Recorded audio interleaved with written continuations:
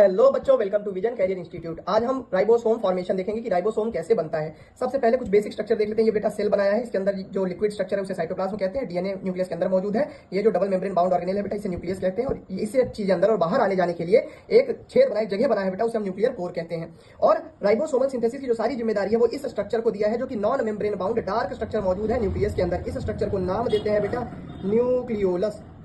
क्या नाम देते हैं? न्यूक्लियोलस। और न्यूक्लियोलस बनाता है बेटा क्या? राइबोसोमल आरएनए, आरआरएनए बनाता है।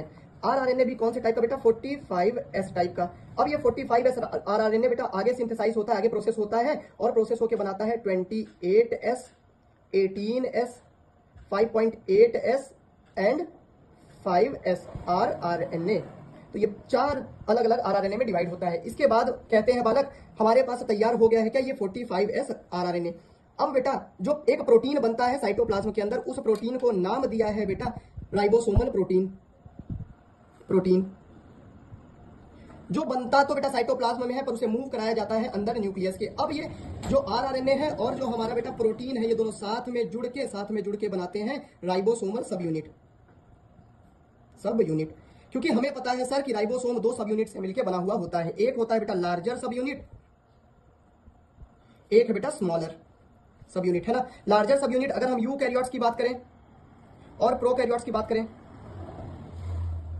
तो यूकैरियोट्स में तो बेटा 60S और प्रोकैरियोट्स में 50S टाइप होता है। स्मॉलर सब यूनिट प्रोकैरियोट्स में बेटा 40S और यूकैरियोट्स में बेटा 40S टाइप होता है और प्रोकैरियोट्स में बेटा 30S टाइप होता है।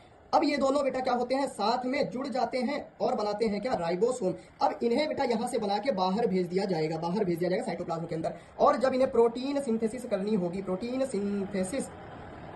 होगी, तो दोनों स्मॉलर सब यूनिट और लार्जर सब यूनिट आपस में जुड़ जाके राइबोसोम्स बनाते हैं। RIBOSOMES राइबोसोम्स बनाते हैं। ठीक है, तो ये मान लेते हैं यूकैरियोटिक तो 60S और ये मान लेते हैं छोटा वाला स्मॉल सब यूनिट 40S। ये बन गया हमारा एक राइबोसोम। सर लार्जर सब यूनिट कौन कौन से आरआरएनए को मिला के बनती है? तो बेटा लार्जर सब unit 28S plus 5.8S plus 5S, ये तीनों मिलके बेटा क्या बनाएंगे? लार्जर सब यूनिट। और बचा हमारा ये जो 18S, ये 18S बेटा स्मॉलर सब यूनिट ऑफ राइबोसोम्स। तो राइबोसोम्स का जो स्मॉलर सब यूनिट है बेटा, उसे हमारी ये 18S आरआरएनए बनाती है और बाद में ये प्रोटीन सिंथेसिस करता है, इसलिए इसे प्रोटीन फैक्ट्री ऑफ सेल भी कहा जाता है। होपिंग नॉलेज क्लियर होगा। मिलते हैं अगले वीडियो में।